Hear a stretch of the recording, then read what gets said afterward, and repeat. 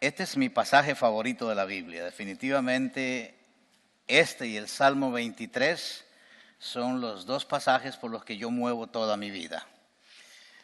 Y en este pasaje, que era un himno de la iglesia primitiva, hoy lo cantamos como himno también, dice la Escritura: haya pues en vosotros este sentir que hubo también en Cristo Jesús. Haya es un mandamiento, no una sugerencia. Es un mandamiento para la iglesia, por eso dice en vosotros. Y cuando dice sentir, dice tres cosas: manera de pensar, manera de sentir en el corazón y manera de actuar en la vida, que hubo también en Cristo Jesús. ¿Cuál fue el sentir que hubo en Cristo Jesús? Dice, Él, siendo en forma de Dios, no estimó el ser igual a Dios como cosa a qué aferrarse, sino que se despojó a sí mismo, tomó la forma de siervo y se hizo semejante a los hombres. Más aún, hallándose en la condición de hombre, se humilló a sí mismo, haciéndose obediente hasta la muerte y muerte de cruz. Esto fue lo que predicamos el domingo pasado. Hoy nos corresponde.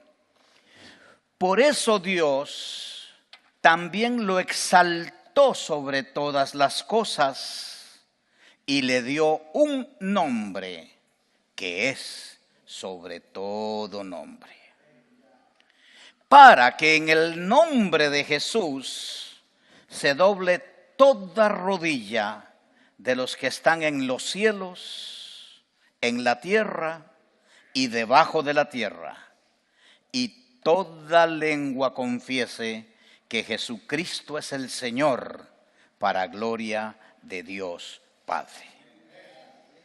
Es un pasaje impresionante y por más que lo leo y más que lo estudio, siempre hay algo nuevo y fresco en la palabra del Señor. Repasemos básicamente lo que aprendimos el domingo pasado. Jesucristo dio 7 pasos de humillación. El primero fue: se humilló dejando el trono, dejó la compañía gloriosa que él tenía con el Padre. Segundo, se humilló porque no se aferró al hecho de ser igual a Dios. Y se humilló en tercer lugar, haciéndose literalmente un esclavo.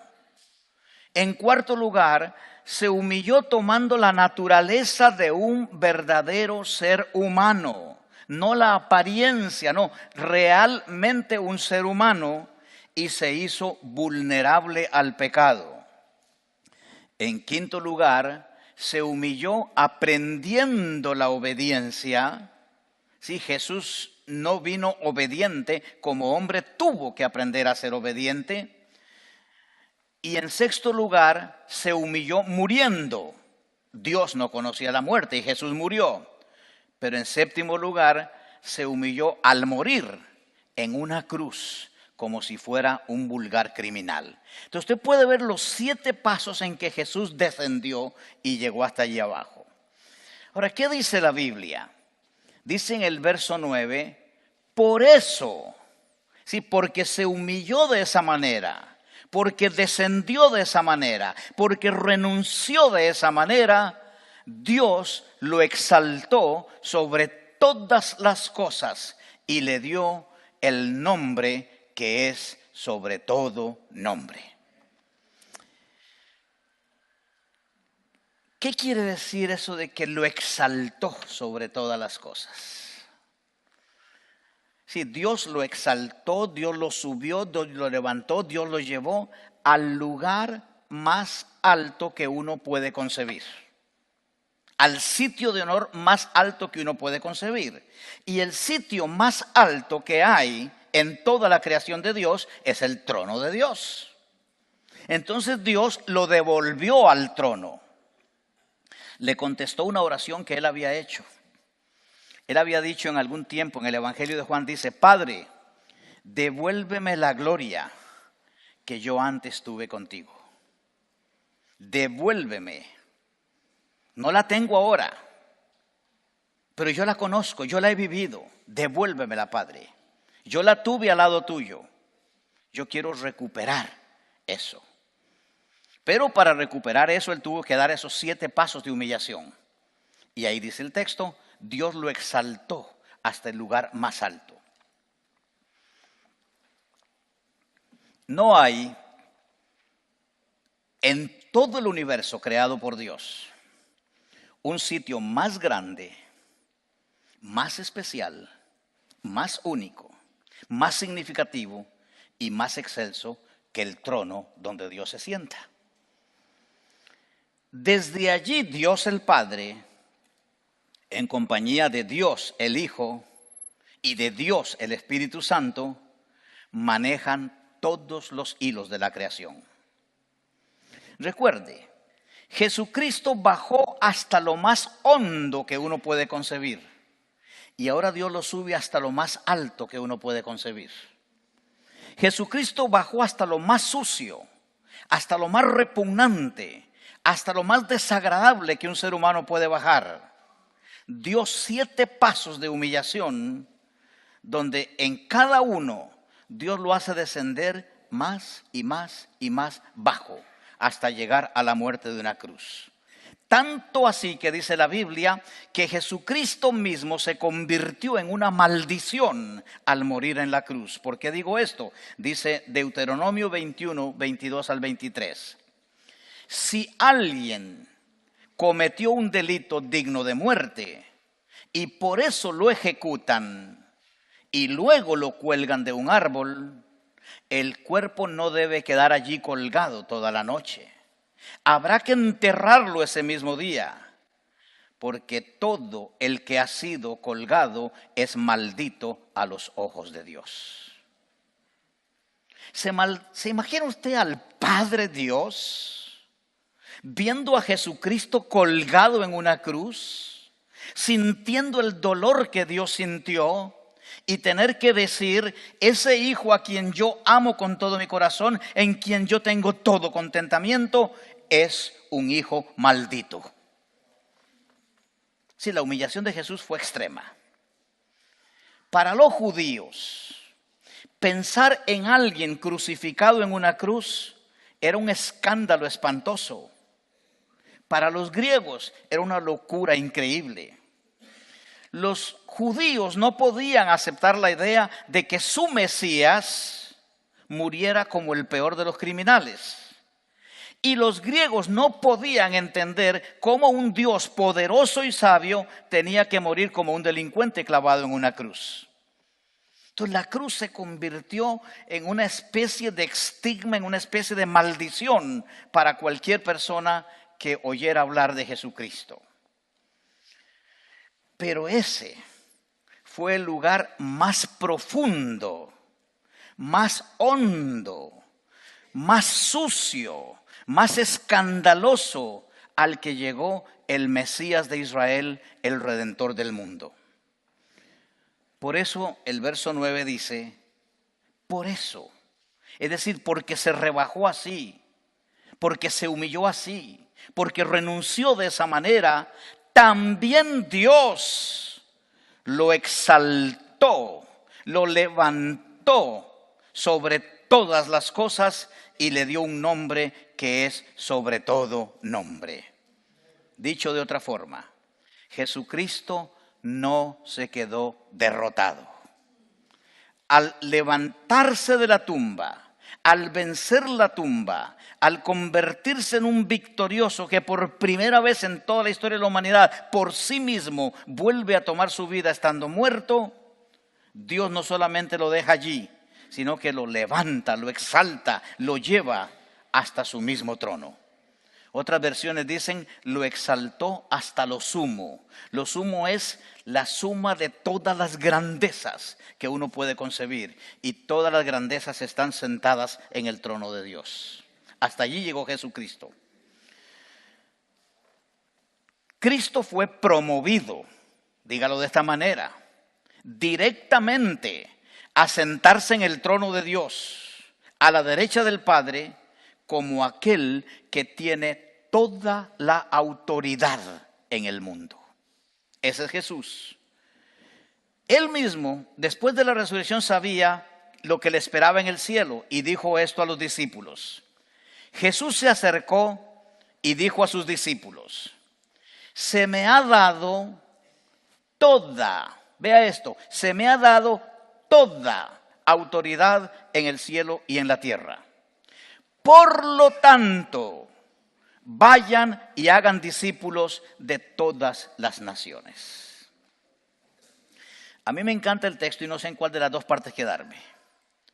Se me ha dado toda autoridad en el cielo y en la tierra. Es decir, no hay nadie en el cielo y en la tierra, en toda la creación de Dios, con más poder y más autoridad que Jesucristo. Usted y yo aquí podemos quedarnos tranquilos, podemos aplaudirlo, podemos exaltarlo, podemos levantarlo. Pero Él dice, por lo tanto, es decir, en vista de que yo tengo toda la autoridad, ustedes tienen el deber y el privilegio de obedecerme. Así que comiencen a caminar por los caminos de la vida mientras están en el proceso de transformarse en la imagen de Jesús y hagan discípulos. Entonces yo puedo proclamar hoy a Jesús como Señor y decir Jesús es el Señor, pero si no lo obedezco, eso no significa nada en mi vida. Autoridad es asunto de obediencia. Carlos, decía mi mamá, vaya, arregle todas las recámaras, tienda bien las camas, traiga las sábanas sucias, póngalas en la pila donde lavamos, haga esto, haga aquí, haga aquello. ¿Pero por qué yo? ¿Han oído, padres, ustedes esa frase? ¿Pero por qué yo? ¿La han dicho ustedes? ¿Sabe lo que decía mi mamá? Porque yo soy la mamá. En otras palabras, yo soy la que tiene autoridad. Y a mí se me obedece. ¿Quién va a decir no? ¿Quién puede decir no? ¿Quién se le puede meter a Dios cuando Dios dice, mi hijo tiene toda la autoridad en el cielo y en la tierra? Por lo tanto, mientras van por el camino de la vida, hagan discípulos. En otras palabras, ustedes van caminando por la vida para hacer discípulos. No nos queda de otra. No nos queda de otra, hermanos. Jesús dijo una vez, yo no vine para ser servido, sino para servir. En otras palabras, Jesús dice, mientras yo estoy aquí en la tierra, no me adoren a mí, no me honren a mí, no me exalten a mí, sino que conózcanme y reconózcanme como un esclavo. Yo soy un esclavo. Yo vine para servir a las necesidades del género humano. Soy su esclavo. Pero ahora las cosas cambian radicalmente.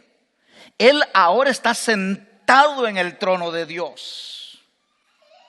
Mira, puede ser que no haya una persona aquí en la tierra que ore por ti. Puede ser que nadie ora por ti. No te preocupes. No te preocupes. Él, Jesucristo, está sentado en el trono de Dios intercediendo por ti cada segundo de tu vida. ¡Qué bendición! Si nadie quiere orar por mí, está bien. No oren por mí. Con Cristo me basta. Pero como ustedes aman a Jesús, también ustedes oran por mí, también yo oro por ustedes. Él está intercediendo por nosotros. ¿Para qué ora Jesús? Él lo dijo muy claro. Para que donde yo estoy, ustedes también lleguen a estar. Por eso está orando por nosotros. Jesús ya no es el bebito indefenso protegido en los brazos de su madre. Ya no es el niño frágil y débil que está acostado en un pesebre y cubierto por el techo de un establo. Jesús ya no es el niño que está huyendo hacia Egipto por las amenazas de Herodes. Jesús ya no es el prisionero, golpeado, maltratado, escupido, burlado, latigado, negado, abandonado, traicionado, ignorado, blasfemado y coronado con espinas y aún indefenso delante de sus acusadores. Ya no lo pueden tratar como a un preso común, como a un hombre vulgar o como a un delincuente. Ya no lo pueden poner más bajo que Barrabás y darle la cruz de ese maleante y liberar al maleante y crucificar a Jesucristo. Todo eso ya pasó. Todo eso ya se acabó. Pasó el camino del Calvario. Pasaron las burlas de los que lo miraban. Pasaron las burlas de los soldados. Pasaron las burlas de la casta hebrea religiosa. Pasó la corona de espinas. Pasaron los clavos. Pasó la vergüenza. Pasó la desnudez total. Pasó la cruz. Es más, y aún pasó la tumba. Jesucristo resucitó. La tumba está vacía.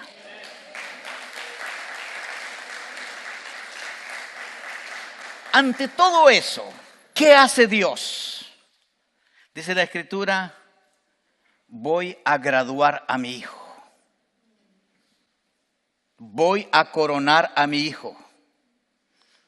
Y le da un nombre que es sobre todo nombre. ¿Cuál es ese nombre? Dios lo declara Señor del universo, Señor de señores y Rey de reyes.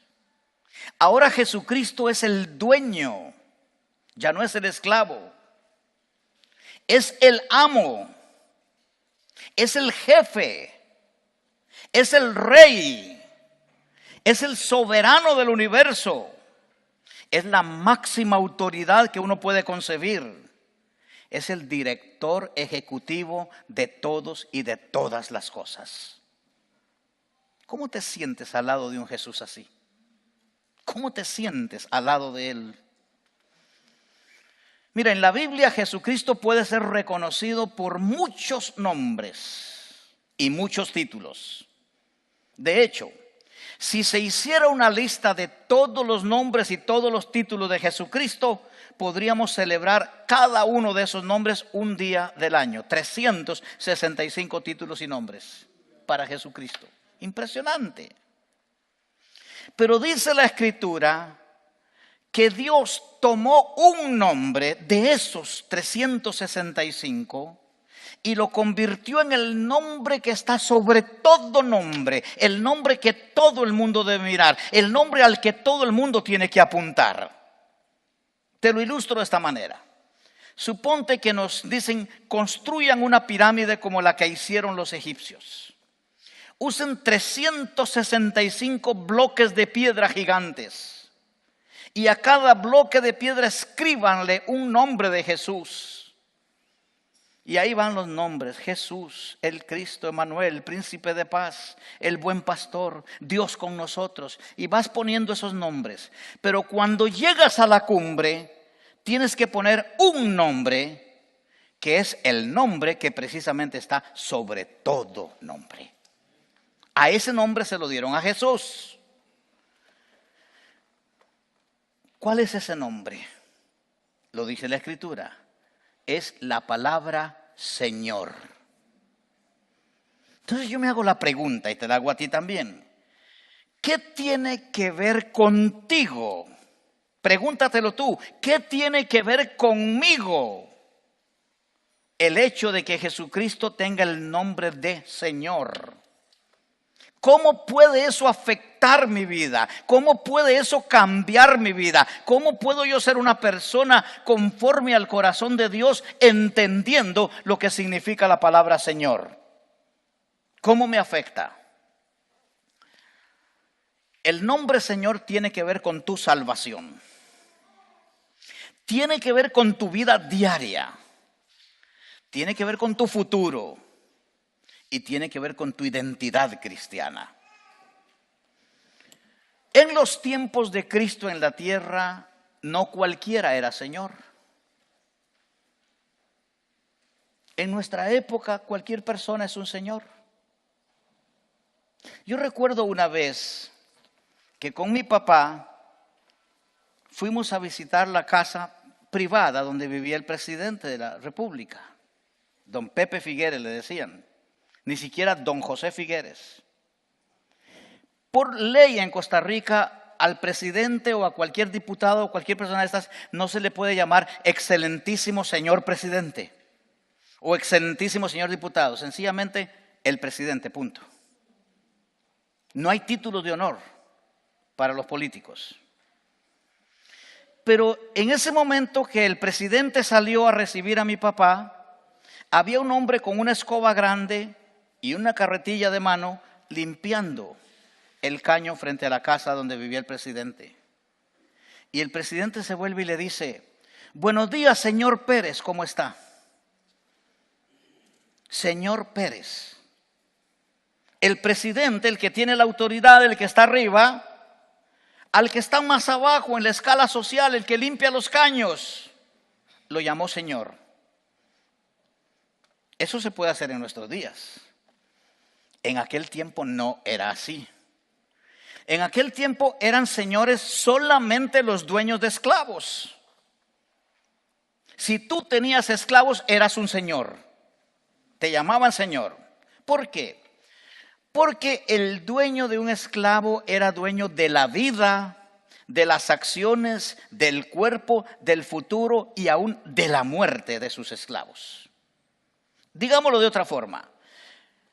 Un dueño de esclavo podía hacer con su esclavo lo que le daba la gana, lo que quería. Entonces el esclavo se volvía y llamaba al dueño y le decía, mi señor, lo que significa mi amo. El dueño de los esclavos no estaba obligado a nada con su esclavo. Podía hacer con él lo que quería. Ni siquiera estaba obligado a darles de comer, a mantenerlos. Nada, nada. El dueño de los esclavos podía usar a la esposa del esclavo si quería, a las hijas del esclavo. Podía vender a los hijos y aún más, hasta matar al esclavo. Si la autoridad era absoluta, total. La opinión de los esclavos no contaba para nada. Y el sistema del Imperio Romano le permitía al dueño de un esclavo torturar al esclavo hasta la muerte sin tener que dar cuentas de nada. A él lo llamaban señor. En otras palabras, los esclavos no eran considerados personas, eran cosas en las manos del amo. Pero también había otra persona a la que llamaban señor, pero le agregaron algo al frente, el señor. Si no había otro. Y esta persona era considerada la máxima autoridad del Imperio Romano. Era dueño de los territorios, era dueño del ejército, era dueño de la economía, era dueño de los ciudadanos. Y todos los esclavos romanos pertenecían a él. En otras palabras, como canta el puma, ¿dueño de qué? Pero aquí no es que no era dueño de nada, era dueño de todo. Dueño de todo. Al emperador romano se lo consideraba un dios. Se lo adoraba como a un dios. Se le pedía como a un dios. Y la palabra que ellos usaban para hablar del emperador era la palabra César. El César es un título, no es el nombre de una persona, era un título que viene de la palabra griega Kyrios, que significa Señor, amo, jefe, dueño, soberano, máxima autoridad, director ejecutivo. Ese era el emperador. Así que el saludo normal en Roma de cualquier ciudadano romano a otro ser humano era siempre el mismo saludo. Ahí no existía ni el buenos días, ni buenas tardes, ni buenas noches o cómo está. El saludo era siempre el mismo. El emperador es el Kyrios. Ese es un sistema de propaganda impresionante.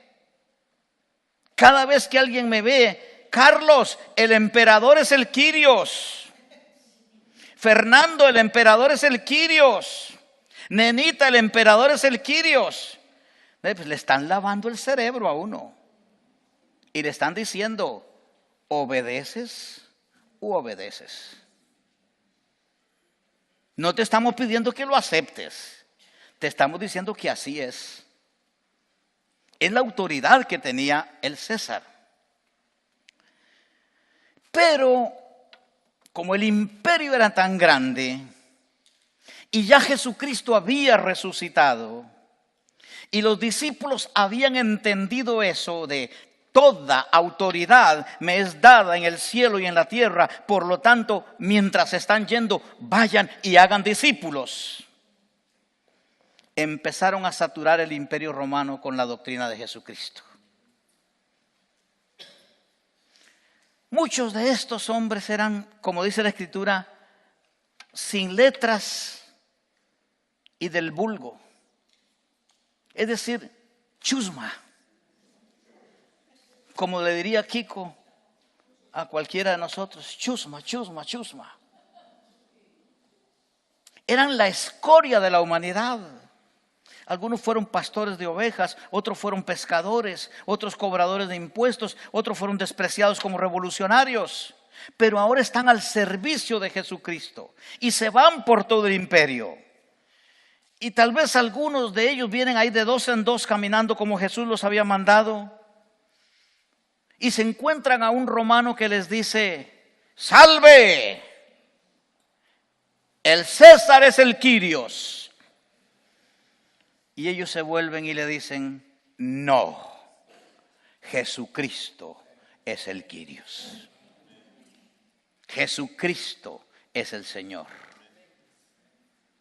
¿Sabe lo que le decía ese soldado a esos hombres cristianos que se atrevieron a decir, el César no es el Señor, el nuevo Señor es Jesucristo?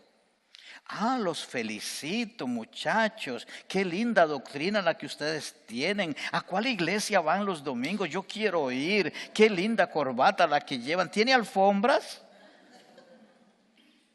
No, no les decía nada de eso. Allí mismo sacaba su espada y les cortaba la cabeza porque se atrevieron a decir, hay un Señor más grande que el César. Igual es hoy día. Lo que pasa es que hoy es muy fácil decir Jesucristo es el Señor. Es facilísimo. Porque la gente no sabe lo que eso quiere decir. Por eso yo lo estoy aclarando para ustedes. Yo quiero que tú entiendas esto, hermano. Tu salvación, lo voy a poner bien claro. El hecho de que tú no vayas al infierno a pasar la eternidad allí, tiene que ver con el señorío de Cristo. No depende de ti. ¿Qué tengo que hacer para ir al cielo? Bueno, según la Biblia no tienes que hacer nada. Pero muchos piensan que tienen que ser buenos, que tienen que portarse bien y que tienen que hacer muchas cosas para ir agregando en una lista y al final de la vida Dios lo pone en una balanza y lo bueno se inclina para acá y te vas al cielo, si lo malo se inclina para allá te vas al infierno. No, así creen los musulmanes. Así cree cualquier religión establecida por hombres. Pero la Biblia dice esto: en ningún otro hay salvación. Dios no ha dado ningún otro nombre debajo del cielo en el cual podamos ser salvos. Vea la palabra que usa. No ha dado ningún otro nombre. Quédense con eso, nombre. ¿Recuerda lo que estamos estudiando? Dios le dio a Jesucristo el nombre, sobre todo nombre. En ningún otro nombre te puede salvar. Dios le dio a Jesús el nombre, que es sobre todo nombre. Y recuerda lo que dice el Evangelio de Juan. A los que creen en su nombre, les dio el derecho de llamarse hijos de Dios. ¿A qué se está refiriendo la Biblia cuando dice esto? El nombre que Dios le dio a Jesucristo es un nombre que nos dice que toda la autoridad, todo el poder, toda la soberanía, todo el control, todo el manejo está en Jesucristo, que lleva el nombre de Señor. Entonces el nombre es Señor. Ahora, el mundo evangélico nos ha enseñado a decir y a predicar por muchos años, y esto empezó en el siglo pasado, ni siquiera en el siglo XIX se usaba, hay que aceptar a Cristo como único y suficiente Salvador. Lo hemos predicado, ¿no es cierto? Yo creo que no hay un predicador que no lo haya dicho. Usted lo ha dicho, aquí en este púlpito lo han dicho. Hay que aceptar a Cristo como único y suficiente Salvador. Bueno, yo quiero desengañarlo esta mañana. No me diga hereje todavía, después me lo dice. Esa frase no es correcta. La Biblia no lo dice en ninguna parte. Entonces, ¿por qué yo ando diciendo lo que la Biblia no dice? ¿Quién la inventó? Yo no sé.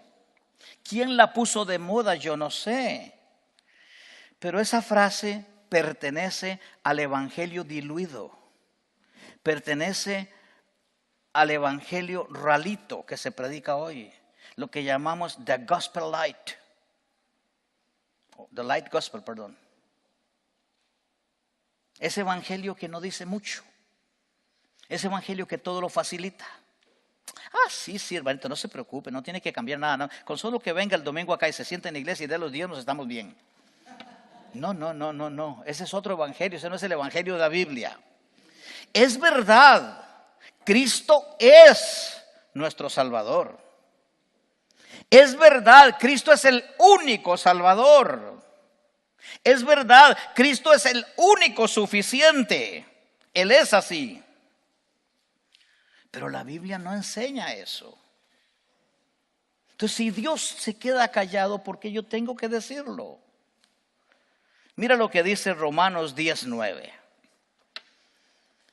Si confiesas con tu boca que Jesús es el Señor y crees en tu corazón que Dios lo levantó de los muertos, serás salvo. A mí me gusta cuando estudio la Biblia muchas veces empezar de atrás para adelante. Entonces yo agarro este versículo y me hago la pregunta: Señor, ¿cómo puedo yo ser salvo? Porque ese es el punto, ¿no es cierto? ¿Cómo puedo yo asegurarme de que el día que me muera voy a ir directo al cielo? La respuesta de Dios es muy fácil. Si tú pones fe, si pones confianza plena, confianza absoluta en que Jesucristo es tu Señor, y lo corroboras con el hecho de la fe de que Cristo fue levantado de los muertos, Cristo resucitó, eso basta para que tú seas salvo. ¿Recuerdan el carcelero de Filipo? Un hombre brusco, un hombre grosero, un hombre violento. Él había dado latigazos a Pablo y a Silas. Pablo y Silas están en la cárcel, están llenos de heridas. Una cárcel cuyo techo, Pablo, que era pequeñito, no podía tocar con su cabeza, se golpeaba allí también. Los ponen con los pies amarrados al cepo. La espalda se les está infeccionando. El dolor es terrible. Y de pronto Pablo comienza a cantar himnos. Y Silas dentro de sí dice, pobre Pablo, está delirando. La temperatura lo está matando. Y yo no puedo hacer nada, yo estoy atado aquí en cadenas a la pared y los pies amarrados al cepo. Pablo, sí, le dice Pablo, ¿qué te pasa? Estás cantando. Este no es tiempo de cantar, este es tiempo de dolor, es tiempo de martirio, es tiempo de crisis, es tiempo de angustia. ¿Por qué cantas? Y Pablo le dice, ¿no lo ves? ¿No veo qué? Míralo, ahí está. ¿Pero quién, Pablo? Ahí está. ¿Pero Pablo quién? Míralo, Silas, ahí está sentado. ¿Pero quién? El hombre que se me apareció en Macedonia. El hombre que me dijo, pasa a Macedonia y ayúdanos. No fue un ángel, fue un hombre. Yo vi su rostro, yo lo puedo reconocer y está sentado allí. ¿Quién es? El carcelero. Entonces Silas también comienza a alabar a Dios. Silas entiende el mensaje. Y cuando tú alabas al Señor, Dios comienza a hacer milagros. Pero no te asustes, el primer milagro que Dios hace es un terremoto. Es la parte que no nos gusta. Todos los presos, aún los inconversos, se les soltaron las cadenas.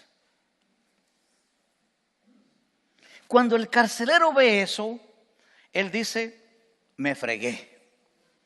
La ley romana dice, si un preso se te escapa, tú pagas con tu vida. Y pidió la espada para matarse. Y Pablo le dice, no te hagas daño, todos estamos aquí. Hasta los inconversos están asustados de lo que está pasando. Quieren ver en qué termina esta historia. Y el carcelero corre y se tira de rodillas. Señores, ¿qué debo hacer para ser salvo? Es decir, ¿cuál es la parte mía en la vida para convencer a Dios de que merezco el cielo? Y Pablo le dice, ninguna. Ya no puedes hacer nada. ¿Cómo? ¿Entonces estoy frito? ¿Me voy a tostar en el infierno? No. Cree, pon tu confianza en el Señor Jesucristo y serás salvo tú, y de paso tu familia también se va a convertir. Así era el evangelio. Cuando Pedro predica el primer día en la ciudad de Jerusalén, predica 10 minutos después de haber orado 10 días. Nosotros hacemos al revés. Oramos 10 minutos y predicamos 10 días. Cuando Pedro predica, el Espíritu Santo lo interrumpió. Ni siquiera lo dejó hacer un llamamiento. Y Pedro termina con esta frase: sepa pues todo el pueblo de Israel que a este Jesucristo, a quien ustedes crucificaron, Dios lo ha hecho Señor y Cristo. Esa palabra es suficiente. El pueblo se vuelve a Pedro y dice que compungidos de corazón, es decir, como un globo de esos que hace uno, pone uno en una fiesta y se sube al techo y empieza a desinflarse. Como un globo desinflado, el corazón desinflado, se vuelven y le dicen a Pedro: Pedro, ¿qué haremos? Pedro no les dijo: levanten su mano, pasen al frente y acepten a Cristo como su Señor y Salvador, y alguien les va a dar ahí un folletito y les van a ayudar. Nada de eso. Nada de eso. Pedro les dice: arrepiéntanse. Una orden. Arrepiéntanse de sus pecados y bautícense. Y ese es todo el llamamiento. ¿Por qué les dio una orden? Porque les acababa de presentar a Jesucristo como Señor. Si te presentan un Salvador, ¿tú crees que le haces un beneficio al Salvador aceptándolo? ¿Has oído los pastores? Yo creo que tú has oído eso, Luis, ¿no? Estos pastores que dicen: pobrecito Cristo, está temblando de frío a la puerta de tu corazón, ábrele para que Él entre. Entonces te están poniendo a ti como un héroe que le hace un favor a Jesús dejándolo entrar en la vida. No, es al revés. Pobrecito tú si no reconoces a Jesús, porque te vas al infierno. Esa es la palabra de Dios. Es distinto, hermanos. Qué diferente es esto. Qué diferente. Por eso dice Pablo: si confiesas con tu boca que Jesús es el Señor y crees en tu corazón que Dios lo levantó de los muertos, serás salvo. Tu salvación, mi hermano, no se trata de aceptar, no se trata de recibir, no se trata de levantar la mano. Tu salvación se trata de oír la voz del Espíritu Santo que te habla al corazón y te dice: Jesucristo, el Hijo de Dios, está sentado en el trono, es la máxima autoridad del universo, es el Señor de todo lo que Dios ha creado, es el Señor de tu vida, el Señor de tu familia, el Señor de tu iglesia, el Señor de tu trabajo, el Señor de tu país, de todas las autoridades que hay en la tierra. Jesucristo es el Señor de todo lo que ves y de todo lo que no ves. Cuando oyes esa voz, no te queda otra que decir: Jesús, yo confieso, juntamente con esto que dice el Espíritu Santo, que tú eres mi Señor. ¿Recuerda a Pablo en el camino de Damasco? Pablo, aún dice la Biblia, respirando amenazas de muerte. Yo no sé cómo uno respira amenazas de muerte. Yo no sabía que la muerte se respira. Pero eso dice la Biblia: respirando amenazas de muerte, pidió cartas credenciales para ir a Damasco y a ver a cuántos de la iglesia se traía al suelo. Como al mediodía. Y nunca diga: Pablo se cayó el caballo, porque la Biblia no dice que iba a caballo. A muchos dicen eso, ¿no? Como al mediodía, una luz más poderosa que la luz del sol lo tumbó al suelo. Y Pablo quedó ciego. Y oye una voz en el cielo que dice: Pablo, Pablo, ¿por qué me persigues? Él sabe, como buen judío, una voz del cielo no puede ser otra cosa que la voz de Dios. Un poder que te tira al suelo y te deja ciego no puede ser otra cosa que el poder de Dios. Y entonces usa la palabra clave: Señor, ¿quién eres? Yo soy Jesús de Nazaret, a quien tú persigues. Y hace la pregunta de oro, la pregunta que usted debe hacer cada mañana cuando se levanta: Señor, ¿qué quieres que yo haga? Si él hubiera dicho: soy el Salvador, Pablo hubiera respondido de otra manera. Pero cuando él se manifiesta como el Señor, como la máxima autoridad del universo, Pablo dice: no me queda de otra sino que obedecer. Estoy delante de Dios. Jesucristo es Dios.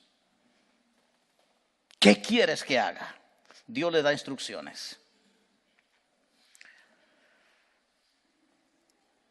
Ahora, no basta, te lo repito clarito, no basta con que tú lo aceptes hoy y lo sepas como una verdad divina. Tú puedes salir de acá y decir hoy: caramba, lo que dijo el pastor es verdad, Jesucristo es el Señor. La Biblia dice: tú tienes que ponerte de acuerdo con el Espíritu Santo. Y esa es la palabra confesar. En griego se dice homologeo, que significa decir exactamente lo mismo que otro dice. Si confesares con tu boca, es decir, si te pones de acuerdo con el Espíritu Santo y tú confiesas con tu boca que Jesucristo es el Señor, eres salvo. Este es trabajo del Espíritu Santo. Yo lo puedo decir muy claro hoy, pero si el Espíritu de Dios no hace nada en nuestros corazones, pues no va a pasar nada en nuestra vida. Seguimos igual. Y no queremos seguir igual. Si tú piensas que tú eres cristiano porque vienes a la iglesia, porque tienes algunas convicciones allí de Biblia, por tradición, por necesidad, por identificación social, por obligación, ¿sabes qué? Eso no te hace cristiano. Eso no te hace cristiano.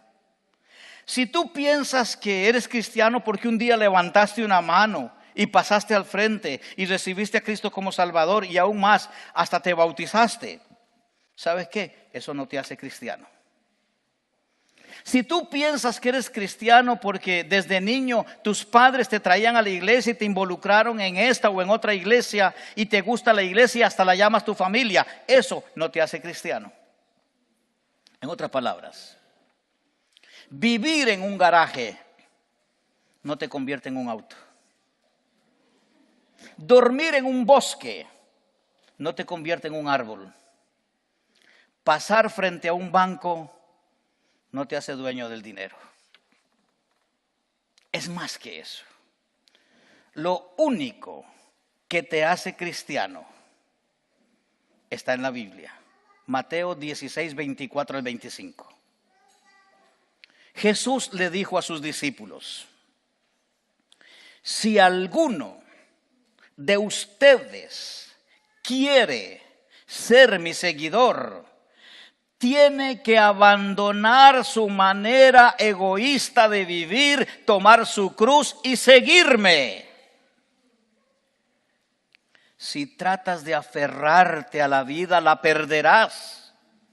Pero si entregas tu vida por mi causa, la salvarás. Mira, te lo voy a poner en una paráfrasis como yo me figuro que Jesucristo lo diría. Habla Jesús: si tú quieres ser un seguidor mío, comprometido a la obediencia por amor, tienes que dejar de amarte a ti mismo, dejar tu manera egoísta de vivir y dejar de creer que tú eres el centro del mundo.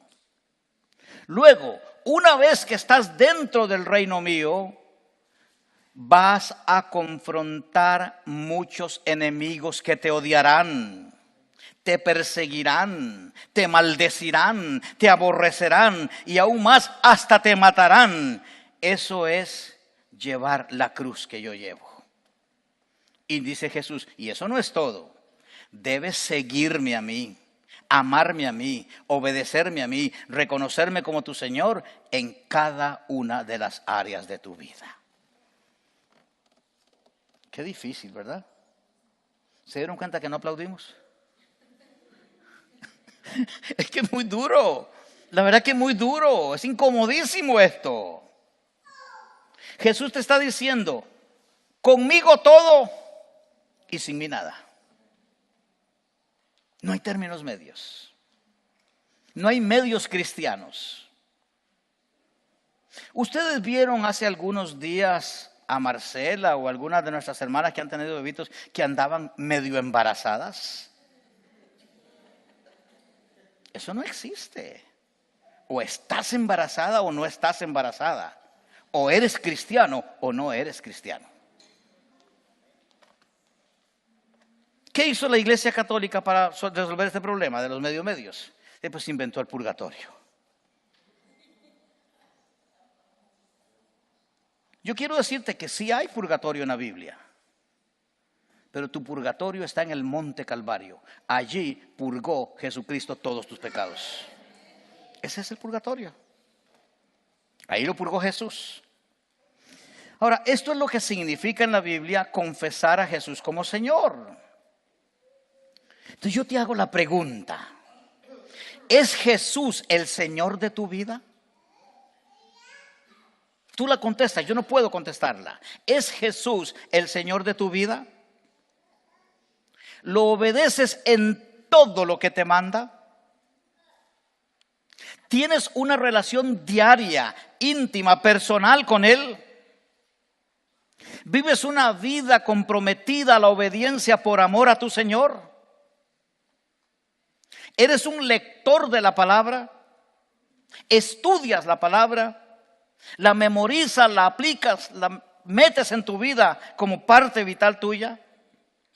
¿Sabes oír la voz del Espíritu Santo cuando te habla? ¿Lo obedeces? ¿Lo crees lo que te dice? ¿Se ven en tu vida los frutos de una vida arrepentida, justa e íntegra? ¿De una vida llena de fe, obediente y llena del Espíritu Santo? Quiero terminar con esto. Hay un problema grave y quiero evitártelo. Quiero evitártelo. Llamar a Jesús Señor y no obedecerlo es el acto de hipocresía más grande que puede haber en el planeta. Y si algo Jesús aborrecía con todo el alma, eran a los hipócritas. Es a los que más garroteó al Señor.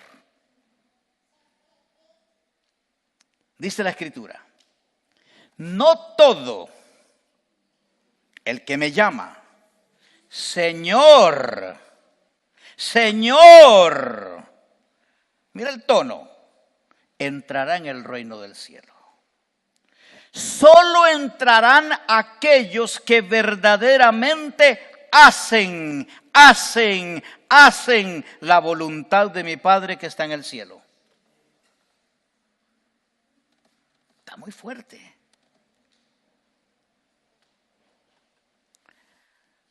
En el día del juicio, dice Jesús, muchos me dirán: Señor, Señor. Y yo me los imagino con una sonrisa de oreja a oreja. Señor, en tu nombre profetizamos. En tu nombre echamos demonios. En tu nombre hicimos muchos milagros. Y Jesús se queda serio viéndolos. Y me imagino que si tienen pelo les pasa la mano por la cabeza, y si son como yo, pues me pasa un trapito para darme brillo.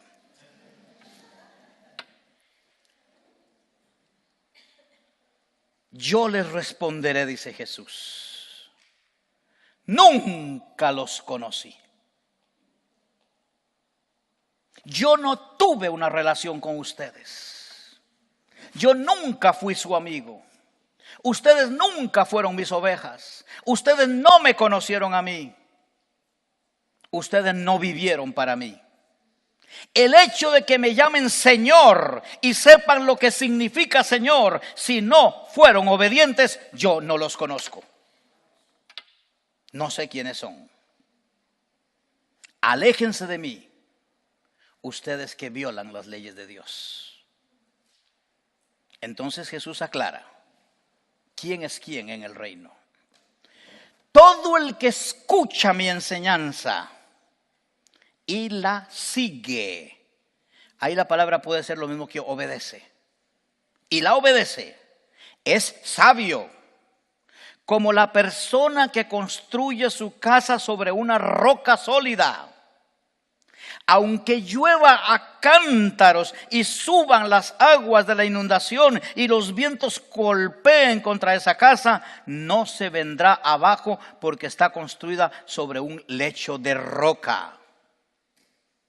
Sin embargo, el que oye mi enseñanza y no la obedece, es un necio, es un tonto, como la persona que construye su casa sobre la arena. Cuando vengan las lluvias y lleguen las inundaciones y los vientos golpeen contra esa casa, se derrumbará con un gran estruendo. ¿Se dio cuenta que los dos hacen lo mismo? Construyen una casa. El problema no es construir una casa. El problema no es edificar una vida. El problema es sobre qué base, sobre qué autoridad, sobre qué poder, sobre qué santidad, sobre qué persona tú construyes tu casa espiritual.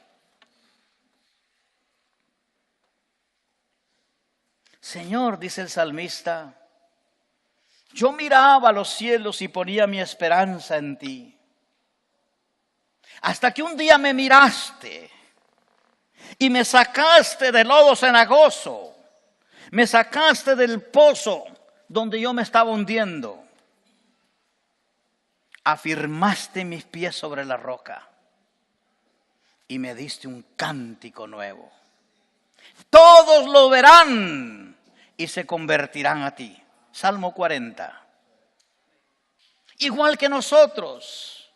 No es asunto de que tengo una religión, tengo una iglesia, me gusta ir a la iglesia, yo voy el domingo porque hay que ir a la iglesia. Sí, eso es importantísimo. Lo importante es dónde están afirmados tus pies. Jesús se lo dijo a Pedro en Mateo capítulo 16.